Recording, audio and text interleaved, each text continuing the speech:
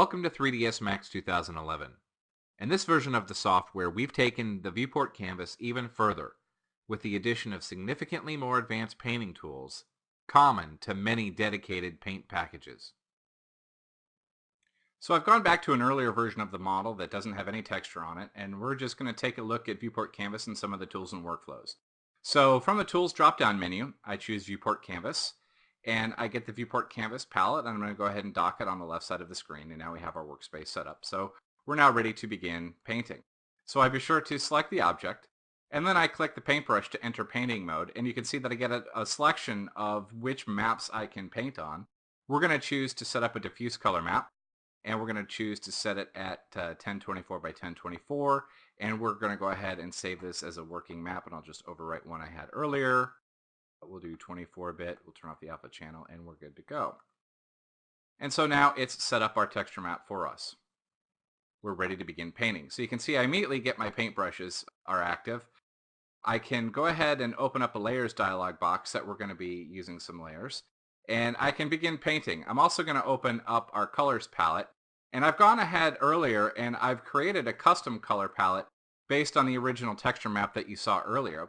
So I can begin picking from these colors to start my base painting. So I'll choose this color, and you can see I can just start painting on the object. Now, clearly in this video, we're not going to be able to create an entirely complete texture because we only have a minute or so here. But the point is just to kind of show you what's going on with the tools here. So you can see that I'm painting on my unwrapped model. Now, one thing I can do to kind of speed things up is over here under paint behavior, I can turn on mirroring X and Y, and you can see I'm painting on both sides of the model now. So I'm just kind of laying down my base color on both sides of the model. I can alternatively also just go into 2D view where I can see all of my UVs that are laid out, and I can quickly lay down a swath of paint just to kind of get all of the UVs covered with the same basic color. So once I have that all covered up, I can just say OK there, and you can see we've quickly laid down our base color. I'm going to go ahead and add in a new layer here, and you can see that we can add and delete layers however we want to. And I'm going to start picking another color, also from my palette. And this time, instead of just doing some straight painting, I'm also going to go in and start using some of our masks. So I'm going to use a mask, and I'm going to invoke the mask preset dialog box. And we're just going to start choosing some of these, kind of a skin texture, start laying this down a little bit. I can of course increase the brush size and just drop it down. And you kind of get the point of what's going on there. Let's go ahead and pop in another layer, and I'm going to zoom in on the face a little bit. And I'm going to turn off my mask, and I'm going to get a different color. Say the color for the horns, and we're going to go ahead and start, painting in the color of the horns here. Just kind of paint that in. I'll reduce my brush size a little bit. Some of that color came into here. Now, one thing we can also do, in addition to working on our layers, is we can adjust our transfer modes, just like you could, say, in Photoshop or in any other painting package. So we'll just leave those at normal for now. We can also paint with specific textures. So, for example, I can come in here and maybe get a, this is kind of not really the right texture. Let's try a different one. Very easy to change, so we'll get this one, kind of a skinish texture, and go and get this in here.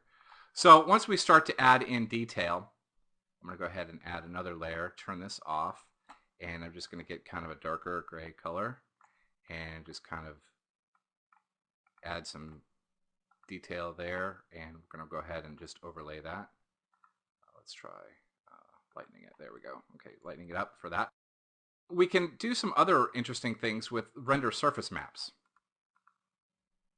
I'm going to open up render, and I'm going to find my render surface map, and we're going to get change our bitmap size here. We're going to render an occlusion map, which is new to 3ds Max 2011. And here's my occlusion map, and I'm going to just go ahead and I'm going to copy the image, close it, and now when I go to a new layer, I can choose paste from clipboard, and you can see that our ambient occlusion map is now overlaid directly on top of our model. Of course, I can use my transfer mode, and I can adjust the opacity to help tweak it a little bit. I can also use some of the built-in filters, like either blur, or I can do the adjustments like brightness and a contrast, and we'll say OK there. Now we'll do a little bit of a blur, bring it down there. So you can see that we can very quickly begin to add detail and high quality editing directly onto our model within 3ds Max 2011. So now that we've got the basics of our texture map started, maybe we want to move it over to another image editing or painting package to finish it off.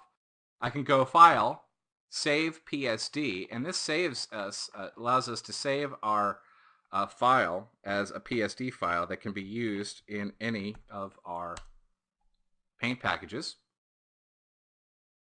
We'll put away our rendered surface map, and you can see that using Viewport Canvas in 3ds Max 2011 really is a significant advance in the ability to paint directly on your models with high quality painting tools that can be transported to virtually any painting package for further refinement.